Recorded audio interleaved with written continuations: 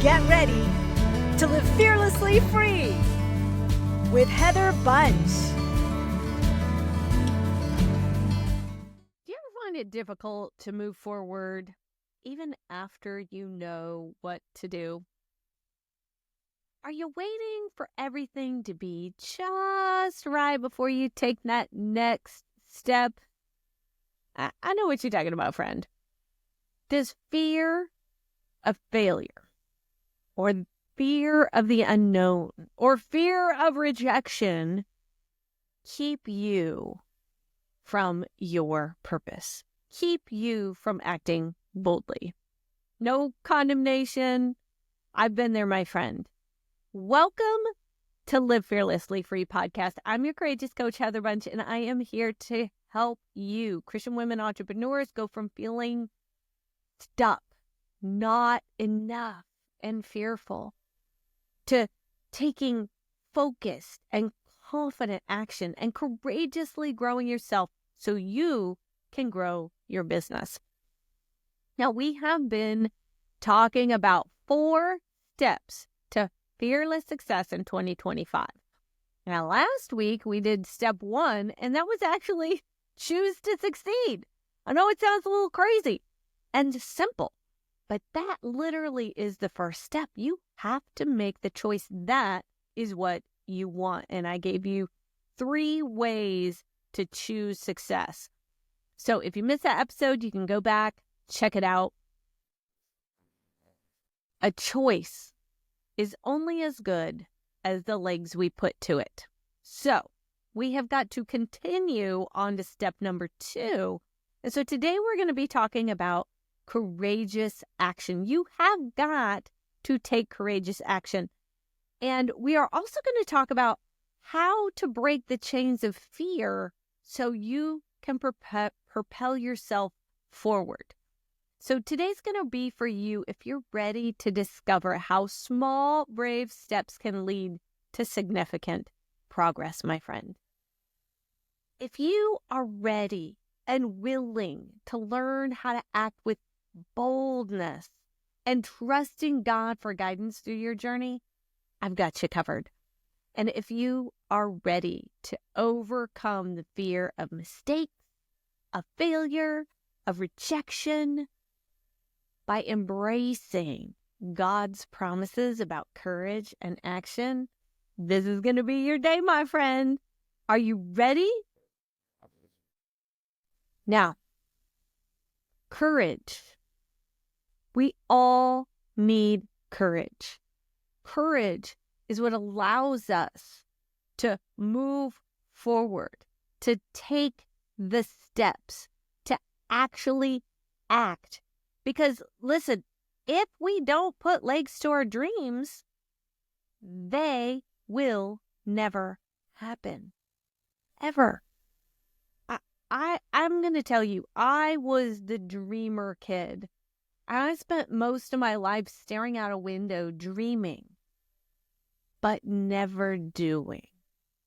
And I missed out on so much of what could have been possible in my early years. But fortunately, my friends, the Lord will give you back what the locusts have stolen.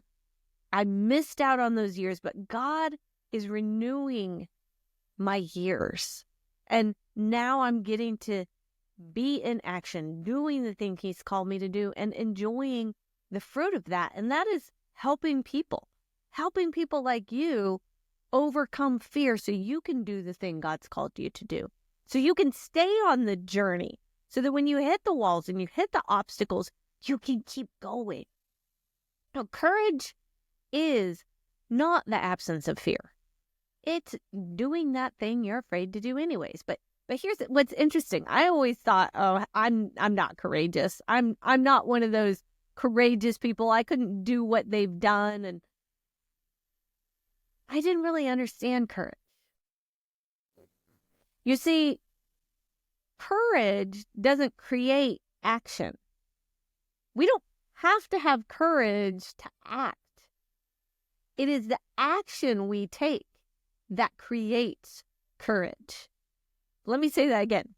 Courage doesn't create action. Action creates courage. Courage is like a generator. It doesn't have courage. It doesn't buy courage. It generates it, and it does that through action. So how do we take courageous action? Because again, if we don't take any action on our dreams, that's all they're going to be, is dreams. So lesson number 1 is you need to take steps, not leaps. Now, I know people are like, take a leap of faith, right? That's not actually in scripture, to take a leap of faith. It talks about to be in faith. It talks about what faith is. But God leads in steps. And it reminds me of Abraham. Now Abraham is the father of the nation of Israel. And God called Abraham out of the place that he was living to the promised land, to an area of the world that God said, I am going to give you and your people. And Hebrews 11:8 actually reminds us, it says, by faith, Abraham, when he was called, obeyed by going out of a place which he was not to receive for an inheritance. Wait, excuse me. Let me rephrase that. He obeyed by going out to a place which he was to receive for an inheritance. And he went out not knowing where he was going. So Abraham's starting out, God says, hey, I want you to go here. Now, it wasn't known as the land of Israel at that time because Israel was actually the name that God gave Abraham's son later. So this is way before then. So Abraham's in this land and he's saying, hey, I'm going to call you to this new land. And Abraham listened and he obeyed. Now, he didn't go from the land he was in to instantly leaping to this new land. No, he had to take a step. And then he had to take another step. And you know what? He didn't even know all of where he was going. He didn't know the whole map. So I remember when I first got started as a life coach. And so I'd been trained as a life coach, but I didn't necessarily have like all the steps in order. Okay, you're going to meet with the client and then you're going to say this and then you're going to do this. And so I can remember I finally get my first client. And so I'm like, Lisa, it was Lisa Jenkins. I went through her program, Take Action Coaching. And so I'm like, Lisa, what do I do now? I got a client. What do I do? I didn't know how to do everything before I started.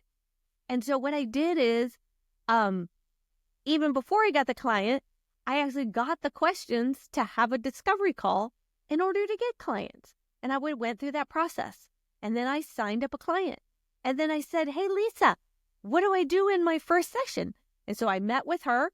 I got the info. And then I had my first session with my client. Great. It went awesome. Now what? We need to do session 2. So what did I do? I went back to Lisa and I said, Lisa, what are my next steps? And she would give me the next steps. And then I did that with my client. And each session, I'd meet with Lisa, and then later I'd meet with my client that week. So I would meet with Lisa first, then I would meet with my client. And I literally did that till I went all the way through. And then I had the roadmap on what to do. But I had to start somewhere. I had to take that first step. I had to have the discovery call. I had to have the next session. But I didn't know the whole map to begin with, and that's okay. Because I knew who to go to for the information. Abraham didn't know the whole map, but he took those steps. He took steps, not leaps. When I was working with my first clients, it's steps, not leaps. One step at a time. And I'm going to tell you this. I'm going to go back to what I said about courage. You know what? Courage didn't come first. I had to act. And as I acted, the courage came. I generated courage. And as I did each session, I got more and more courage because I took more and more action. And then the more I did that, the more confident I also got. As you take action, you generate courage. But you got to take that first step. Steps, not leaps. Lesson 2, act on faith, not perfection. God isn't calling us to be perfect. He is calling us to step out in faith and act. Actions. Okay? God warns us about waiting for perfect conditions. Ecclesiastes 11:4. This is New American Standard. One who watches the wind will not sow, and one who looks at the clouds will not harvest. Here is the person, the farmer. They're looking at the wind. They're looking at the weather. And they're not planting in the season that they're supposed to be planting, sowing seeds. Because they didn't sow seeds in the time they were supposed to sow seeds, they never got a harvest. Do not wait for perfect conditions. What is it that God's put in your heart that you're sitting on because it's not perfect conditions yet? Oh, it's not time. Oh, I'm too busy. Oh, I don't know all the steps. What are you waiting on? If God has called you to something great, do not let perfection steal that from you. Now is way more powerful than how. I'm going to say that one again. Now, in the present, now is more powerful than how. You may not know all the steps. You may not have the entire map, just like Abraham we were just talking about, and he had to take a step. But do not let that perfectionism rob you from the journey that God has for you. Trust him. Act on what he did tell you. Learn from that step, tweak it, and then act again. You don't have to get it perfect the first time. Look, I'm in my 339th podcast. And you know what? I have learned so much from the time I started until now. But I never would have gotten to 339 had I not started because I didn't have perfect conditions. You know what? I'm doing it a little different. I'm sitting here, I'm doing video now. You know, I've got my mic. But when I started, I had a phone and that was it. And I literally sit there and I would talk into my phone. And that is how I created a podcast. What would happen if I waited until, I had other new equipment? I never would have started. I don't even edit my podcast in the sense of cutting things in and out. I just start, go all the way through, and stop. What if I would have said, well, I don't know how to edit, so I'm not gonna do it. I never would have made my podcast.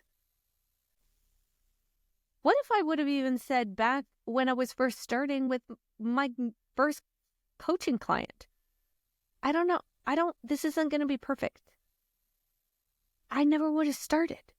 And you know what? That precious woman of God would have not been able to let go of certain things in her life that she discovered, roots that had dug deep and had kept her from really fulfilling all that God's called her to be.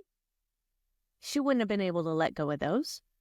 She wouldn't have been able to actually live out her bucket list. She went skydiving before she was 65 because that was the age cutoff, and that had always been on her bucket list. She took courage and went skydiving. That would have never happened had I not stepped out in faith, knowing I was called to do what I was called to do, even though it wasn't going to be perfect. It wasn't perfect. It wasn't perfect. But I did it anyways. Now is more powerful than how.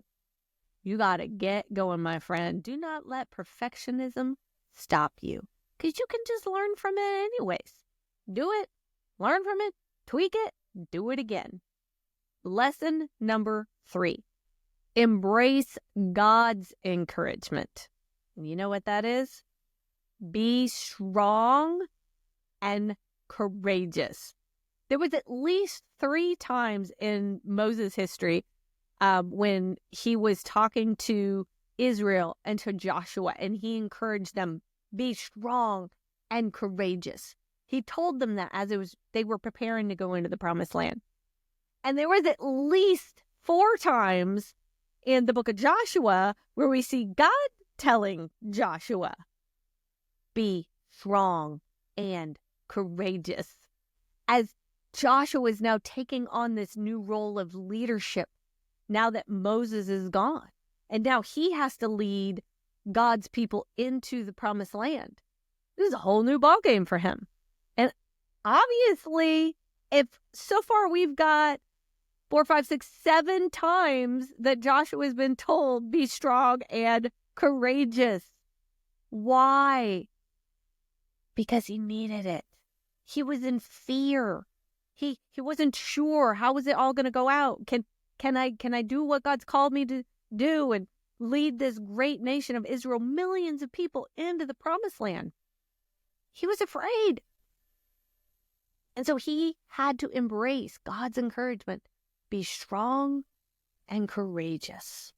You know, David, when he was instructing his son Solomon about preparing to build the temple of God, David wanted to build it, but God called Solomon to build it. And David is encouraging his son Solomon. This is in 1 Chronicles. And he tells him 2 different times at least, be strong and courageous. We need encouragement. Remember, courage isn't the absence of fear, but it's doing that thing you're afraid to do anyways. But even in the midst of that, remember, God's encouraging us. Be strong and courageous. He's reminded us that we can do all things through Christ who strengthens us. Who's strengthening us? Is it us? Are we the ones strengthening ourselves? No. It's Jesus. We are empowered by Christ to do what we're called to do. But we have got to receive that. Embrace that encouragement. Be strong and courageous. And then don't forget, we got to act. We got to take those steps. Step out in faith. Don't let perfectionism stop us. We have got to embrace God's encouragement to be able to do what He's called us to do. I want to make note of one thing. God never in those moments of encouragement saying be strong and courageous condemned Joshua or condemned Solomon for being afraid. You know, the scripture talks about perfect love casts out fear, because fear has to do with torment. So here's the thing. God is not mad at us if we're afraid. God is not mad at us if you've been like me and you've spent decades afraid, never doing what He's called you to do. You've woken up and you're like, oh my gosh, I'm the person with the parable of the talents. There was the one who had 5 talents and went out and doubled it, and the one who had 2 talents and went out and doubled it. And then there was that one that took that talent, buried it in the ground, and then just gave it back and said, here you go, and missed out on what God had in store for them. The people that doubled it, they got even more. They got put in charge of cities. But the person who buried it, they didn't even have the one. What they had got taken from them. And maybe you're that person that is like, oh my gosh, Heather, I have spent decades being afraid, not stepping out, I've been afraid of failing, of perfectionism, of rejection. But no more. Today's my day. I'm going to do what God's called me to do. I'm going to embrace that. I want to let you know God is so excited. He is so happy for you, and He is in love with you. He is not condemning you, that His grace is there, and His grace is greater.